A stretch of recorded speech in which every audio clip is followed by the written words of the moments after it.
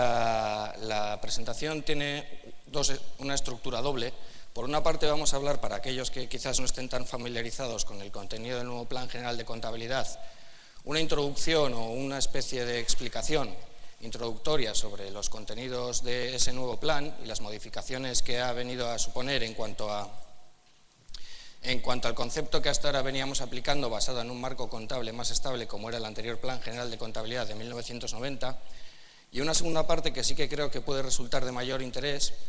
y hace referencia ya, es un poco más específica y sobre todo referida a aquellas personas que estén más familiarizadas en la preparación de las cuentas anuales y de los estados financieros,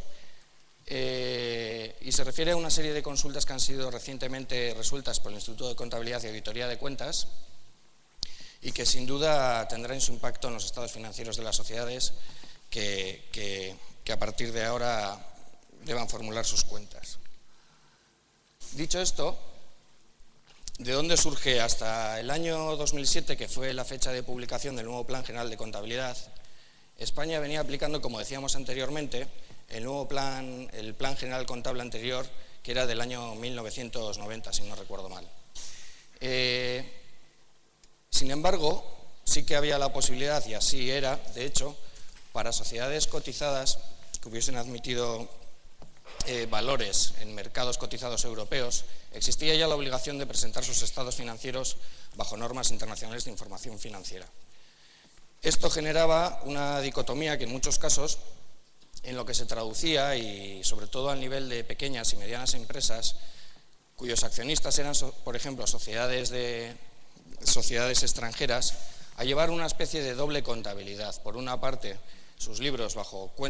principios españoles y sus libros contables, por otra parte, bajo los principios de la sociedad matriz, en su caso, ¿no?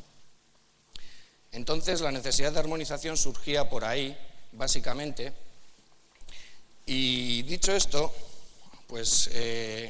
ya desde el año 2007, la entrada en vigor de este nuevo plan no tiene por objetivo sino establecer una serie de principios contables que, si bien ya existían bajo el Plan General Contable anterior, tenían una estructura o una preponderancia diferente. Por otra parte, el nuevo Plan General Contable sin duda ha venido a introducir una serie de factores de homogeneización con el resto de principios contables del entorno que pueden llegar incluso a facilitar la toma de decisiones de inversión o de financiación de potenciales inversores o financiadores extranjeros, o incluso facilitar la comparabilidad de los estados financieros de las cuentas de las sociedades que presentan sus cuentas bajo normas españolas con otras sociedades extranjeras. Entonces, la necesidad, al menos, era evidente, y desde ese punto de vista o en ese contexto surge el nuevo Plan General de Contabilidad. Como decía anteriormente, desde el punto de vista de los principios contables, si bien no modifica sustancialmente los que ya existían anteriormente, sí que introduce una novedad que ya veremos posteriormente, y es que el principio del precio de adquisición que venía rigiendo y el principio de prudencia, que era el que regía o el que tenía preponderancia sobre el resto de principios contables, pierde cierta relevancia en favor de la imagen fiel de las cuentas anuales o de los estados financieros de las empresas. Entonces, esto ha conllevado asimismo la necesidad también no solo de homogeneizar los principios contables, sino la presentación, la forma en la que esos principios contables, que se traducen en políticas contables que posteriormente aplica la compañía y que dan lugar a unos estados financieros que pretenden ser homogéneos y comparables entre diferentes países, aunque, como veremos más adelante, esta armonización no haya sido del todo completa. ¿Por qué? En el año 2002, que fue cuando se aprobó por la Unión Europea, se aprobaron las normas internacionales de información financiera, el regulador realmente podría haber tenido la posibilidad de optar por la aplicación directa de estas normas, pero no lo hizo. Con lo cual, y si bien subsidiariamente es posible recurrir a esas normas internacionales de información financiera, el hecho cierto es que es al regulador, en este caso, a quien compete ir regulando todas las dudas que van surgiendo en relación al nuevo Plan General de Contabilidad, que, como podréis imaginar, pues no son pocas, sobre todo considerando que desde el año 2002, en que se aprobaron las normas por parte de la Unión Europea de información financiera, las normas internacionales de información financiera, hasta el año 2007, hasta octubre del 2007, que se aprobó el nuevo Plan General de Contabilidad, pues han transcurrido 5 años en los que los reguladores internacionales han continuado emitiendo normas y que el regulador se ha visto obligado, en cierta forma, a ir adaptando a los principios contables españoles.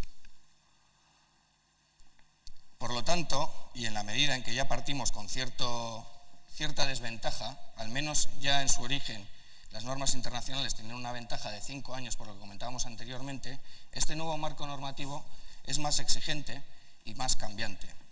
Es decir, el marco anterior era un marco razonablemente estable y, sin embargo, ahora son continuas las nuevas resoluciones y contestaciones a las consultas que las empresas, una vez implantado el nuevo PGC, van surgiendo.